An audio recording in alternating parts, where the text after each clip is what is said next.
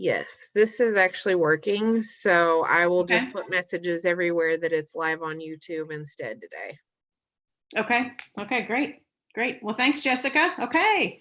So we are live streaming today, Thursday, to have another discussion this week about the power of online learning in the midst of the COVID crisis and what it may mean for our future.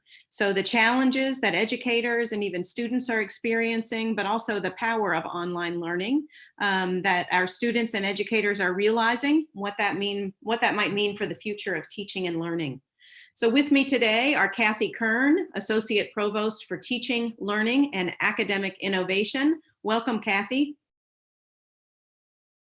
Thanks so much for having me. Absolutely. Whitney York, Assistant Superintendent of Instruction with Murray Independent Schools. Hello. Hi, Whitney. Thank Glad you. to be here. Dee Dee Webb, Technology Integration Specialist with Grayson County Schools. Welcome, Dee Dee. Hello, thank you for having me. Absolutely. Amanda Clare is a fourth grade teacher at Beechwood Elementary School in Northern Kentucky. Welcome, Amanda. Thank you for having me. I'm excited to be here. Great. And Zowie Jenkins, she is the executive producer of a podcast called Get Schooled and a Pritchard Committee Student Voice Team member and a high school student in Lexington, Kentucky. Welcome, Zowie. Oh, thank you so much for having me.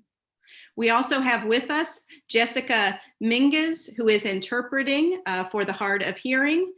She's joining us in place of Marva Johnson today, as Marva had other scheduling conflict. So thank you, Jessica, for joining us. So as folks who have been watching know, the goal of our series of panel discussions is to share information with the public in the midst of the crisis that we're experiencing together and the uncertainty that comes with it, to engage the public in a shared response to our current environment by allowing the public to ask questions of our panelists via the comment section on our Facebook page or via our Twitter handles at PritchardCom or my personal Twitter at Bridget_Blum. And also to identify and spur innovation, both at the system level and locally through these conversations, which we believe will ultimately prove to position Kentucky to come out of this crisis as strong and hopefully stronger than we went in. So I'm going to kick us right off with a question to Zowie, because Zowie is experiencing this seismic shift as a student. She's experiencing what's happening with non-traditional instruction, or NTI, the shift to an online learning environment, and trying to maintain her studies at the same time while balancing, I'm sure, her traditional activities. So Zowie, as a high school student here in Lexington, how are you feeling about being away from school for almost 4 weeks now? And how are your peers handling it? I'll say that at first it was definitely really scary. The month of March for a lot of students is when we have like big conferences or meetings for clubs. And so it was kind of in the midst of all of those things getting canceled. And then we all had to leave school really suddenly. I would say though that a lot of my peers I've noticed are finding creative ways to spend their time alone. So I know a lot of us are kind of like starting book clubs. A lot of us are baking new things at home. And I think a lot of that is to try and just mitigate the stress. So a lot of us are just trying to not take things super seriously, which I guess in some aspects is not the best way, but also I think it's the most effective way to help us keep everything calm for right now. Looking for some normalcy in the midst of it all. Yep. Yeah. Kathy, you're on campus at the University of Kentucky, and I love your title, Associate Provost for Teaching, Learning, and Innovation. So we couldn't have a more perfect person on our panel today. You're watching online learning unfold on a college campus in a whole new way and very, very quickly. How are faculty handling this seismic shift? Well, to be honest, we are surprised, pleasantly surprised at how well our faculty have taken this leap, particularly with very little advance warning. We have some fully online programs, so some faculty who have had a lot of experience, but for many faculty, this is the first time that they've ever taught remotely. And they didn't have the opportunity to go through an instructional design process that you would ideally want to have. So we feel really proud of our faculty, and particularly my unit set up around the clock office hours, Zoom office hours, to give tech and pedagogical support for the faculty. And the social media out there said, oh, older faculty are not going to do this. They are not going to learn, to use learning management systems, and they're not going to learn how to record lectures or use Zoom. And the opposite has been the case. They've really applied themselves, and some of them have been reinvigorated about their teaching, because it is creative to think about how you can use technology to expand your modalities of teaching and learning. So we're still, there's still ways that we're trying to improve, and we're trying to listen and get feedback from our students about what's working for them and what's not working. It's an ongoing process, but we're really surprised at how well it's gone so far. And the universities, by and large, had some downtime for faculty to kind of ramp up. Is that correct, with spring break and a couple weeks or a week or so with students gone? We had 1 week. 1 week, okay. Right. So we had the week of spring break, and that was about it. But and some people took a few days to get up and running, but we tried not to lose too much time, because the semester's over at the end of April. So how have you responded to challenges in delivering online learning, for example, like in a lab environment? That's been the most challenging for us, because we have 16 different colleges that are degree granting. So we have labs, we have studios, we have clinical placements, we have internships. And in each case, what we did was we asked the dean of each college to provide a plan. And then we had an emergency operations center, which was set up to look at all of the dean's plans on instruction for alternate delivery, and to assess the validity of those plans and to give people feedback. And so in some cases, for what might be of interest to to all of the teachers on our panel, we put all the student teachers together in a class in a Canvas shell, and they are supporting their teachers and their student teaching remotely. There's so much non-traditional instruction in the state of Kentucky anyway, that we were set up pretty well here. In some cases, in some of our bench sciences, the professors went in and they recorded experiments, or they gave the students data sets to manipulate and had to focus more on the analysis and the scientific writing than on the actual data gathering. In our design and art studios, people put cameras and tried to simulate the process of working in a studio. It's been a challenge, and we hope that we'll have even stronger versions of this for summer school. So really shifting the teaching and learning, the not just the delivery of teaching and learning, but what's actually being taught in a different way is part of what I hear you saying. So thinking differently about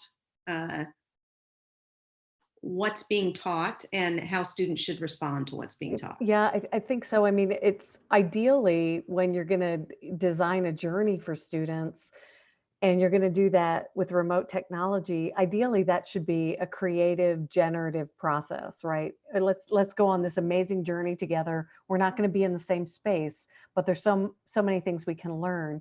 And unfortunately, in this emergency situation, we didn't get to do that, but we did ask faculty to look at your learning objectives. What do you really want the students to come away with here? And keep in mind that they're going to be stressed, and they're moving out of the dorms, and they're in many cases moving back home, and they have a lot of a lot of difficult issues to deal with, and they're not used to learning remotely. So we asked our faculty to have some grace and compassion, and not to do a one-for-one translation of everything you were going to do in class. How is that going to be online? But rather to rethink those learning objectives, and also to accept, as we are, that there might be some gaps in knowledge, and we can come back and correct those in the summer before the fall semester. We can get everybody where they need to be if we really apply ourselves. Let's not stress everybody out at this point. Yeah. So Whitney, I see you nodding. Clearly, you've thought through all of this as Murray Independent has embraced non-traditional instruction for a while, because it's not so foreign, I think, to our K-12 systems, because we've implemented NTI, as we call it, because of weather. But this is a protracted NTI. So your thoughts on kind of what Kathy has shared and how you've kind of shifted and reframed in a K-12 environment to support online learning and distance learning. I think it's very similar to what Kathy was doing, and it's getting down to the basics. And we actually were not an NTI school. So at first with our teachers, we had to kind of explain what that was, and we had never chosen to participate. And so then when we did, what our teachers were hearing a lot of is, don't give new content, don't do this, don't do that, all the old NTI guidelines. But this was different. And so right off the bat, we had to get some communication to our teachers to say, this is not a snow day. This is going to be a prolonged amount of time. You need to think for 10 days, 2 months. You need to think a little bit longer, even though we don't know exactly where we're going yet. So again, just getting back to the basics of what you're trying to accomplish with your students, remembering that we're going to have to move forward. There's going to be some gaps. That's okay. We're going to fill that in. But giving students grace, everything you said is really, really great. But what we've kind of noticed in our teachers and in our students is that we're taking time now to do some things that we never take time to do. You know, we are taking time to build relationships. We're taking time to figure out how to contact every parent. You know, in the first couple days, let's figure out how to contact every single parent and what method is best. Let's figure out how to give feedback to 125 students in our grade level. We never took that time, you know, so doing that more often and finding some of those basic teaching practices back has been really kind of eye-opening. Once we've given ourselves some space and the students some space to kind of just, you know, continue learning and do that in a really different way. So I'm hearing that issue of relationship or connection, the importance of connection in the midst of this crisis, bubble up in so many different conversations. And clearly it's an important one in education right now, whether it's online or offline learning. So establishing those relationships, those connections with our learners, K-12 and even into post-secondary. Amanda, you're as a fourth grade teacher, I mean, this has been primary for you. Building those connections. So how have you done that the last, I guess the last few weeks as your students have been out of the classroom? I'm a huge proponent for, you know, social emotional health right now is the biggest thing for me of my students. I think if you take care of those social emotional needs, then the academic things are going to follow suit as well. I have followed the social distancing rules, but kind of going, one day I went to my students' houses and I'm a big Beatles fan. And so I went and played Beatles music at all of their houses, like, you know, 10 feet away from their door. And I had posters just saying that I miss them. And just those little things. I dropped off a bookmark at their house to tell them to keep reading, sending letters, just kind of those old school connections that sometimes we don't always make the time for, which you suggested as well. And you're finding that works for students regardless of their access to the internet or the types of devices that they have at home to support enriched online learning. Oh, absolutely. We are definitely, with our NTI instruction, I meet with my students through Google Meet every single day with my literacy class and my math class.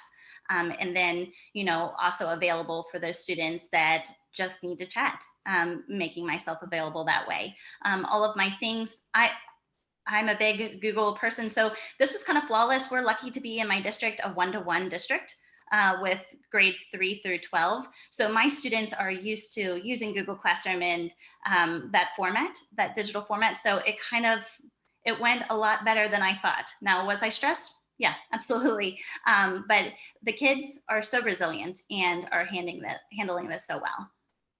So Dee Dee, Amanda mentioned the one-to-one in Beechwood, and I know there's been a longstanding one-to-one initiative across the state, meaning that each student in the Commonwealth would have a computer, some type of device to learn on. And so how have you in Grayson County Schools, I guess, looked at that digital readiness piece as you look at your students? Are you one-to-one? Do you have gaps in access to technology or access to the internet? We are not a one-to-one district. Our middle school, we're really close at the middle school level at being one-to-one.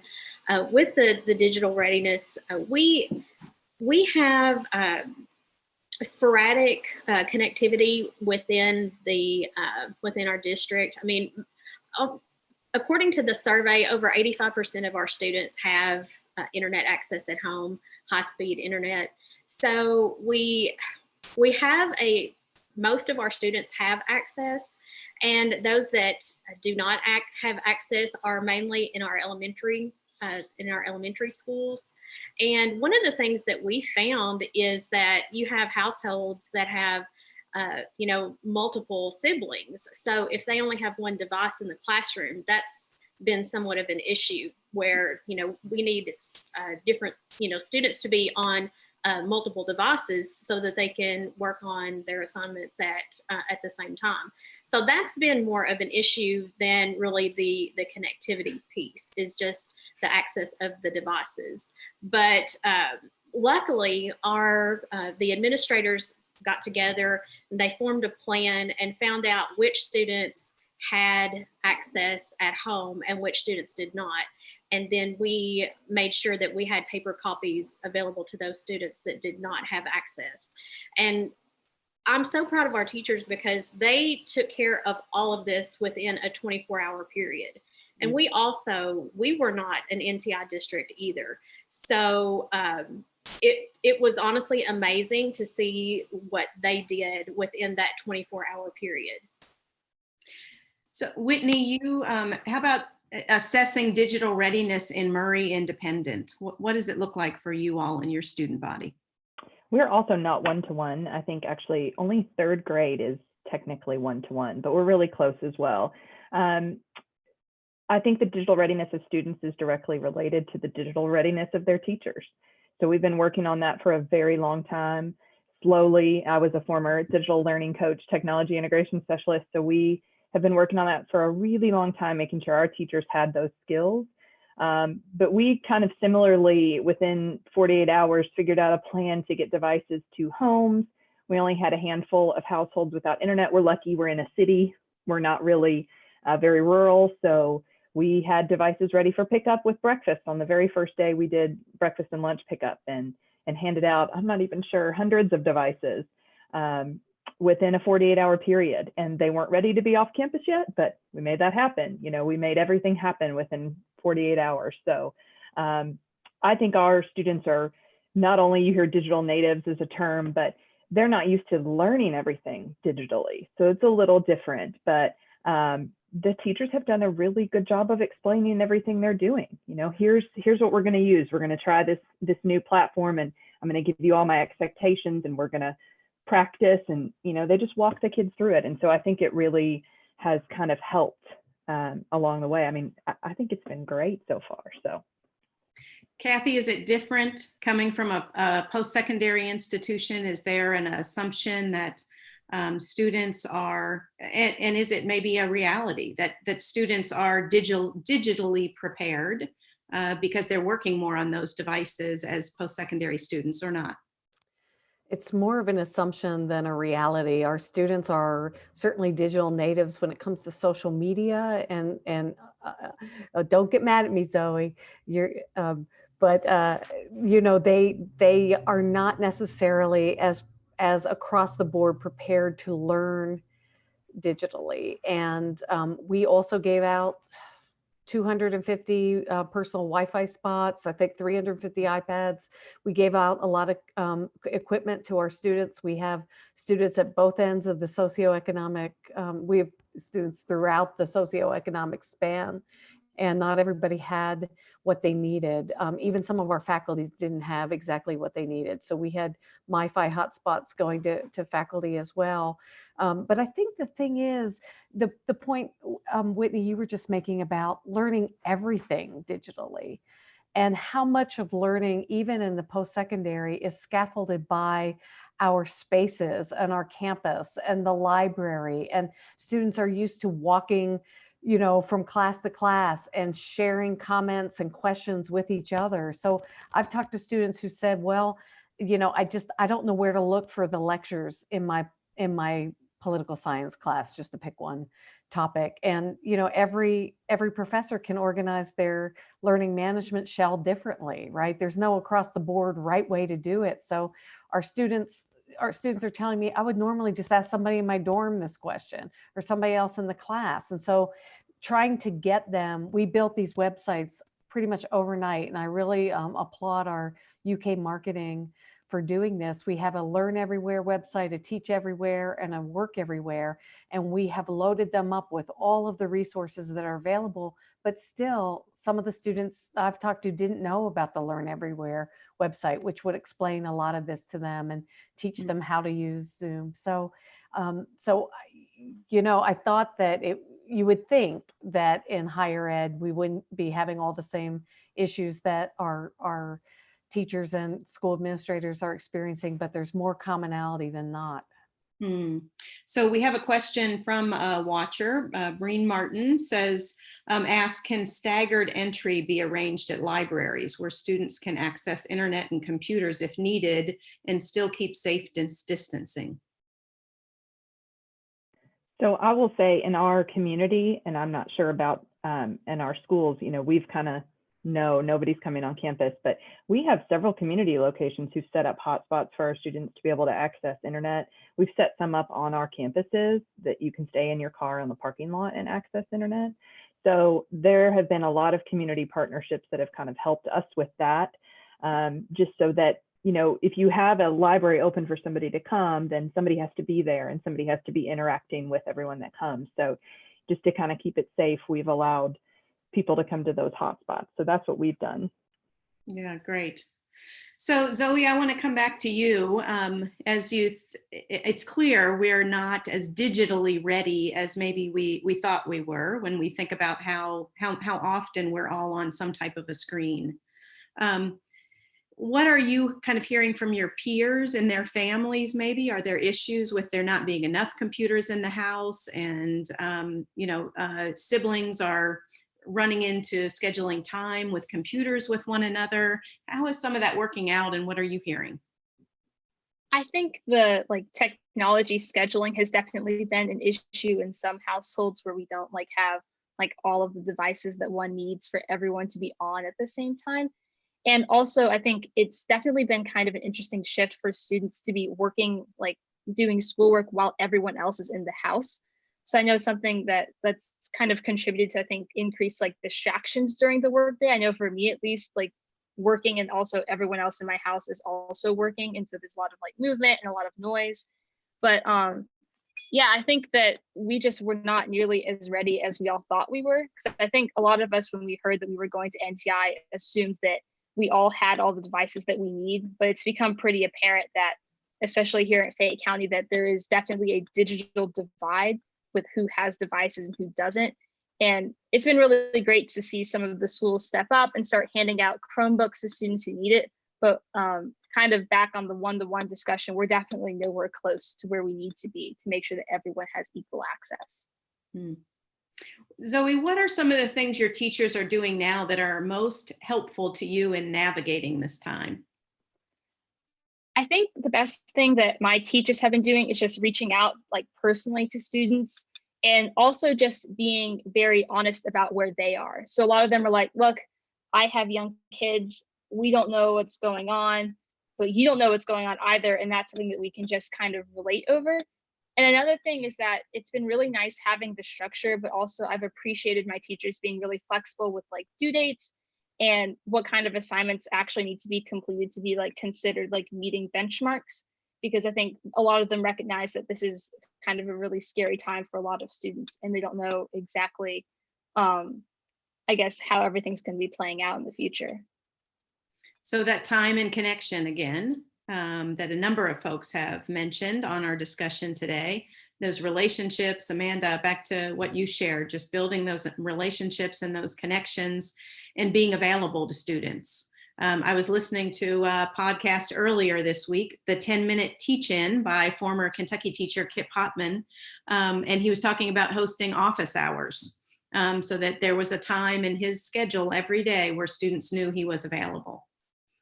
So what strategies are you hearing from other teachers as to how they're ensuring that students have that access and connection to their teacher? Sure. You know, the past 3 weeks, I've been extremely proud to say that I'm a teacher because of all of the teachers going above and beyond just the basic expectations of a teacher and the role that they take. Just a couple of examples from my district. My friend Ashley Ritchie teaches 2nd grade right down the hall from me. And she is kind of one of those Ron Clark inspired teachers. She always does room transformations and she's setting the stage to engage. And her classroom is not a busy work classroom. And therefore her NTI format is not, it's also not going to be busy work. She is coming up with meaningful tasks for her students to do. What does, a 2nd grade learning from home look like, right? If you're lucky enough to be a student in her room, you're going to be having a teacher who's taught themselves how to do Google Meet with Pear Deck. And the 2nd grade team has a YouTube channel that they created with these lessons for social studies. And still using those same platforms that the students are familiar with, like Seesaw. It's just incredible to see that they're not only helping those students that are struggling, but also the students that are high. Ashley had a student whose mom reached out to her and said, panicked. We don't have any more books in our house. My daughter's already read through all the chapter books in our class or in our house. What do we do? The Kent County Library's closed. Ashley got a pile of books, sanitized them all, of course, right? Dropped them off at the house. Those are the little things that teachers are doing. I reached another rock star in my district is CJ Fryer. He teaches AP Calc, and those students have worked extremely hard trying to prepare for this AP Calc exam, right? So how do you continue that instruction? Like you guys were saying, it's not just a review. I mean, you're still having to teach the material at that point. So coming up with innovative ways. So he found a way to share his iPad screen and use an Apple Pen. So that way the students can be solving the problems with him and continuing to learn. Dawn Norris is a high school teacher at our school, and she does Zoom meetings with her, or does Google Meets with her class every day. She's a part of the yearbook staff. And as you can imagine, when you plan out the yearbook, spring sports is a huge section in that yearbook. And so she teamed up with her yearbook staff, and they've decided to use that sports section to highlight all of the positive memories, which years from now, those students will really appreciate that, those extra efforts that she's taking. Absolutely, absolutely. And Zoe, you're certainly looking at that as well as a high school student, and what happens with graduation and prom and all of these things that you all would be doing together. There has to be kind of a moment of collective mourning in your high school that those things are not going to happen. Yeah, I would say for certain, I think that was by far the first words I think that came out of people's mouths when we started going at NTI was, what happens to graduation and what happens to prom? And I understand, I guess, that those things seem very small. And I think a lot of students recognize that those are things we obviously can't participate in person. But I think those are also huge rite of passage activities for high schoolers. And so I know that there have been a lot of people trying to figure out how to do prom through Zoom and trying to figure out how we can still be together without being physically together, since we kind of don't know when all of this is going to end. Mm-hmm. Yeah. So Dee Dee, I want to turn to you. In Grayson County Schools, you're really partnering with KET and have been for some time. And KET has shared, Tanya Crum was with us on Monday, that one of the ways KET has responded to this crisis is by broadcasting Monday through Friday content for students of all ages. So knowing that all students may not be able to be on the computer or use the computer all day long, broadcasting educational content throughout the day is another option for students to learn and be supported. How are you in Grayson County Schools partnering with KET? Maybe how have you been, and how are you now in the midst of the crisis been able to work with KET? One of my main jobs is to share resources. So I have just tried my best to make myself available to share all of the KET resources, any of the KET emails or tweets that come out. I've actually been collecting them in a wakelet. It's just kind of like a collection of resources for the teachers. And I've also just made myself available so that if a teacher has a question about any of those resources or how to use those resources, then they know that they can contact me. But we have tried to not limit teachers to what they can use. I mean, there have been it's been an explosion of digital tools that have just automatically become available within the past 30 days. Some things that were, there was a monetary barrier for some districts. Now they're offering those free. So teachers have access to so many resources, but one of my jobs has been to kind of vet those resources and make sure that they are good quality, something that aligns with our, Kentucky standards, of course. So my job really has been to just provide those resources and be that middle person and that go-to person for the teacher, so that if they have questions or they want to know how to incorporate or integrate one of those resources, they know that they can reach out to me, and I can be that resource for them. And are you supporting the KET broadcasts in some way? Like, are there accompanying materials you're able to get into the hands of students that go with those broadcasts? Or is everything still pretty online? Yeah, it's pretty much online. Of course, teachers have access to those resources online as well. But my job has been basically to filter those and to try to share with them what's relevant to them versus, sharing just everything that comes across. I think that teachers have really been overloaded with so much information. KET really makes it easy to find what they need for their specific grade and for their specific content. So that's one of the features of the KET website and all the KET resources that I think is very beneficial to teachers. It makes it so much easier for them to find exactly what they need versus having to dig through lots of information. So I'm curious, as we've talked about KET being an option for daily learning, if you're hearing any requests or need for access to cable for folks to access KET, or the need to provide antennas to families so that they can access KET. We haven't had that request that I have been aware of. I haven't, as far as, from my standpoint, I have not heard that, and I haven't heard that from our technology department as well.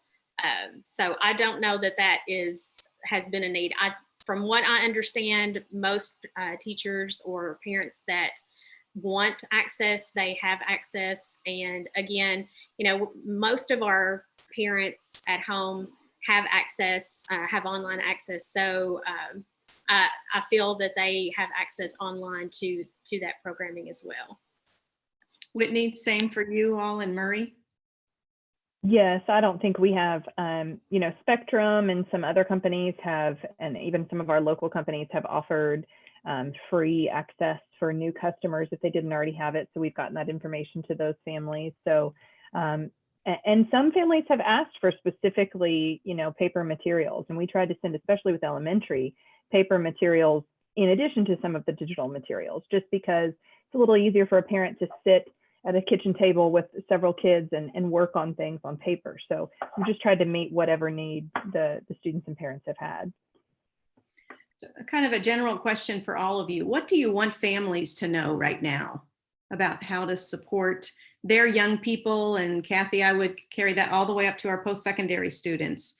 What do you want families to know right now so that they can be supportive of continued learning in this environment? Can start off. You know, when the first day that we started non-traditional instruction, I sent an email to my parents in my homeroom and I said, I want you to remember the word grace. I said, I'm going to need you to offer me grace as I learn and get acclimated to my new role as a digital teacher, along with teaching my own two children at home as well.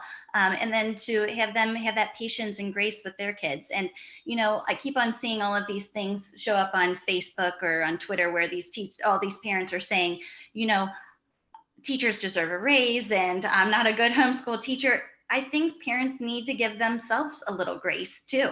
And the fact that they're doing a great job. If you're a parent and you're watching this, we're all on the same team, and I could not do this without you. And I mean, they're wearing so many hats on top of their normal roles, but to, you know, do the laundry, do the dishes, and teach your child at home, because it's different than doing homework, it's schoolwork. And then to also, you know, be healthy at home, keep your kids happy as well.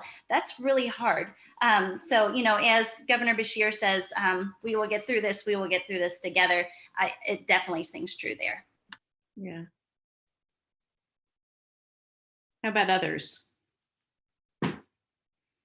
I think I'll say you said it. sorry. I was like, I would second Amanda on that. I think grace is just the biggest thing that families can do, but also, again, the biggest thing is just having grace on yourself. So I think that NTI is great, and I think that we're all acting like together, and there's a lot of progress being made. But I also think that we have to recognize that it's not going to be the same as going to school. Like, there are going to be losses, and there are going to be greater losses for certain groups, and that while we should definitely be striving to minimize those as much as possible, I think also just recognizing that this is a really stressful time. This is not something that anybody has ever gone through before, and we're all trying to figure it out together. And so just having the grace to recognize that students are under a lot of stress, parents are under a lot of stress, and that teachers and educators and policymakers are also under a lot of stress will just help kind of everybody, I think, go through this much smoother.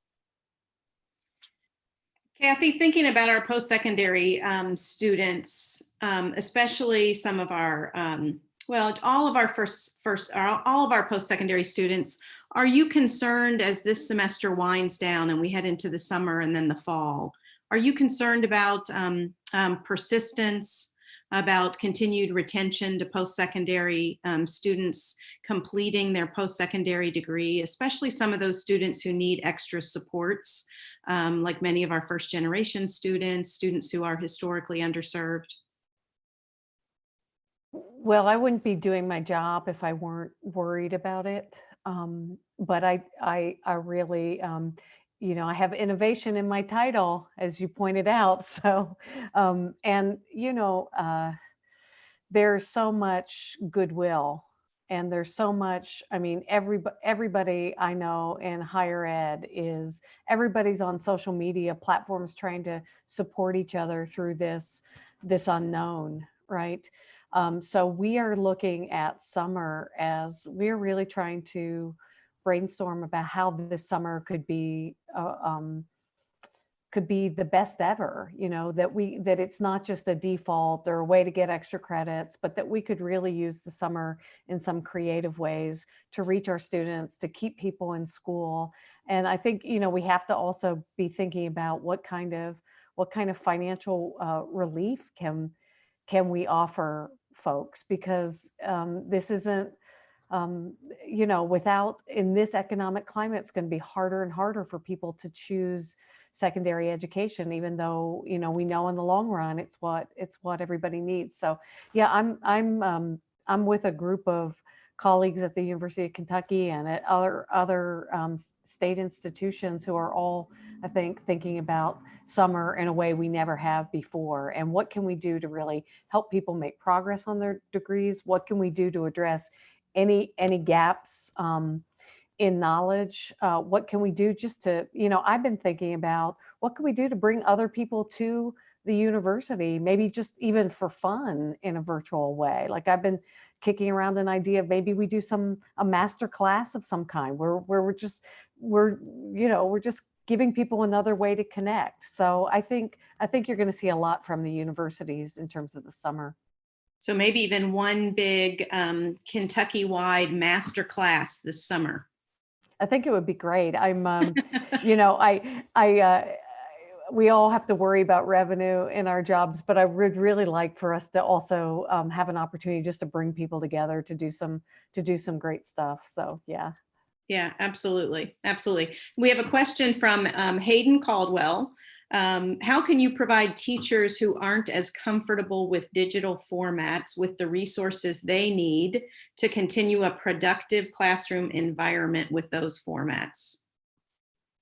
I can tell you one thing that I've actually been doing since day one is just creating some tutorials for teachers and trying to actually do screencast tutorials so the teacher has the visual and it walks them through step by step exactly what they can do with different programs. And I've received some positive feedback from that. So again, I think tutorials for teachers, but something that is specific for them. So a teacher may reach out to me and say, hey, I'm not sure how to use this, or I'm not sure how to do something in Google Classroom. To have that visual screen recording for them, I think has been very beneficial. We're kind of doing the same thing, sorry. But exactly the same from our digital learning coach, but also the same thing you said, Amanda, you're doing for your students, like having Google Meets. We have Google Meets with our teachers all the time. And so they're used to that platform. And so when I get a question, I say, hey, join me in a Google Meet, and I show them my screen and I explain how to do it. So just the same way that we're doing with our students. I think one thing that I think is really helpful are your co-ops that are offering a lot of help. And then, Kentucky Go Digital is another really great thing where they're having different technology leaders throughout the state are recording, like, here's how you do a Zoom call, here's how you create a Screencastify video. So you have all of these different teacher leaders throughout the state that how lucky are we to use our own leaders, right? It's super smart to teach other people how to do it. Another great thing to do is to join different Facebook groups like Teach with Tech, and what I'm seeing is that, we have all of these teachers that, I've been on these Facebook groups for quite some time. And what I'm seeing now is people are readily sharing their resources without even being asked. But then I'm also seeing people are being more vulnerable than usual and asking the questions that they have. And then people who are strangers are just helping other teachers because it's what's best for students. Zoe, students as part of this support to teachers in digital formats, do you think there's some depth of capacity among some of our students to help either co-design or help support educators in moving forward with some of these digital formats? I know you all on the Student Voice team have pushed me into worlds I never imagined being in. Yeah, I mean, I think while definitely there's a bit of like a lag, I guess, on what students know, I think that a lot of us have been trying our best to, if we know the resource is working really well for one teacher, to help share it with another teacher, and also just to kind of help, I think, rethink how we approach certain classes. And this has been a big thing, especially for our AP classes, where College Board has kind of changed what the curriculum is and how those tests are going to be operated. So I know a lot of those teachers have been working very closely with students to determine how we actually want to go about covering the content that now we need to cover for these tests. So I think this is a great opportunity, I think, to employ some student voice to just make sure that students are engaged in the process of designing how we're learning. So we want to wrap up in plenty of time for folks to tune in to Governor Beshear's evening address at 5. But I want to give you one last question, and it's in service to this moment in time being something that spurs us forward. So I'd like each of you to just respond to a question about this moment in time creating a shift in our philosophy about teaching and learning, what that shift might be, or what you hope it will be as we move forward.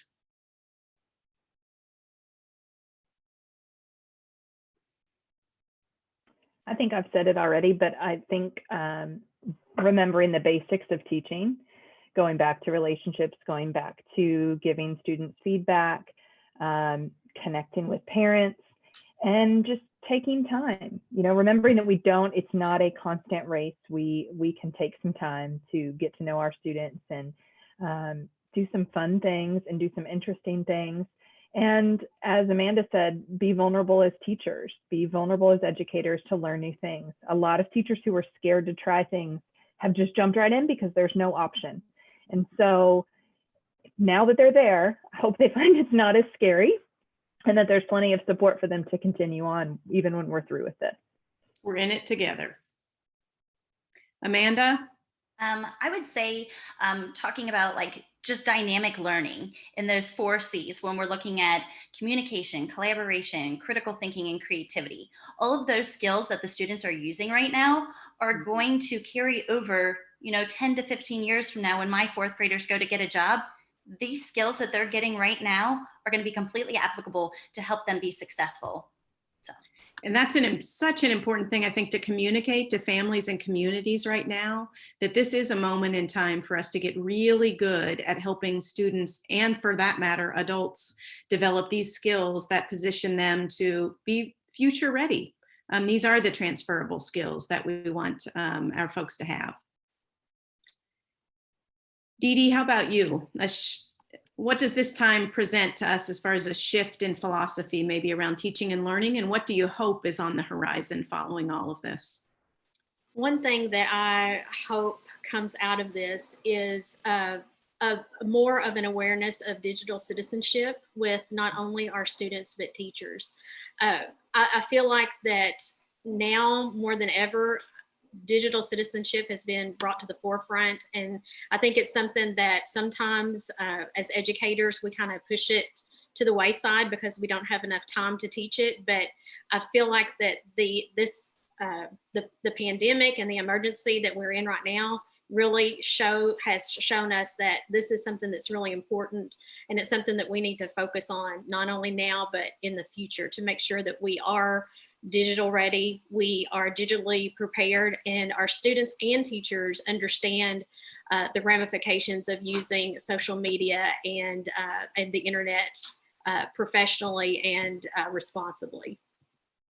Kathy, is this going to result in a shift in philosophy on post-secondary campuses? Well, I hope that it will remind us of the importance of instructional variety and diversity, and that when we design universally and we give students all kinds of different ways to show what they're learning and what they can do, that makes us a stronger university. I mean, we've heard from our panelists today that people are using KET, people are using old-fashioned texts. There's a thing, Zoom fatigue. We don't all need to be in front of the screen all the time, right? We might need time for quiet reflection. So I think that emphasis on instructional variety, on using methods that people know and platforms that they're used to, so we buy down the stress of the technology. I think the creativity that you've heard from the panel, I think all of that will make us a more nimble university in the future if we really take in that idea of universal design and instructional variety. Yeah, wonderful. Zowie, I'm going to give you the last word. So as you look out into the horizon in the future, what do you hope this moment in time results in? I hope that this renews our focus on equity when it comes to education. I think that having to send all of our students home, we're realizing how we have these huge divides and just kind of access to different kinds of resources, and that really that blanket, I think, solutions do not work for everybody, that we really can't target the students that we're missing out on when we're just trying to use one solution. And so hopefully when we all come back to school, this will be a chance for all of us to think about how, like, the consequences of not focusing on equity in the past, because now that students are on their own, we're seeing how some students are staying on top of their NTI work and are going to be where they need to be next school year, and that other students are going to be losing a whole semester worth of learning because they weren't in school and didn't have access. Thank you all for joining us this afternoon. This has been an incredible conversation, and I think gives us all hope that we are just on the right path in the midst of a crisis, and we will indeed come out on the other side stronger than we went in. Thank you all for this hour this afternoon, and thank you for everything you're doing every day to support our students and education in Kentucky.